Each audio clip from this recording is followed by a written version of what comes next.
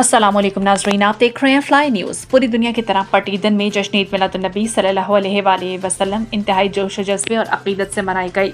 जश्न विलादत की रैली नुसरत कैनाल पट ईदन से मौलवी बरकत अली शर, मौलवी उम्मीद अली सोलंगी, मुबल्लिग़ दावत इस्लामी अल मदनी आमिर अतारी, सहाफ़ी इरफानुल हक कराई, शफीक अतारी राजपर, इरशाद अहमद, शुएब अहमद, फौजी इमरान, बिलाल खालिद, मोहम्मद आरिफ आराई, हबीबुल्ला आराई, उस्ताद वाजिद सुमरू, गुलसमान कंबो, सालार राजपर, कॉमरेड सज्जल राजपर, जमील अहमद और दीगर की क़यादत में निकाली गई। रैली में आशिकाने रसूल ने बड़ी तादाद में शिरकत की और हजूर की आमद मरहबा, पुरनूर की आमद मरहबा के जोरदार नारे लगाए। रैली से खताब के दौरान मुक़र्रिरीन ने कहा कि दुनिया का वजूद ही हजूर अकरम सल्लल्लाहु अलैहि वसल्लम के सदक़े अमल में आया।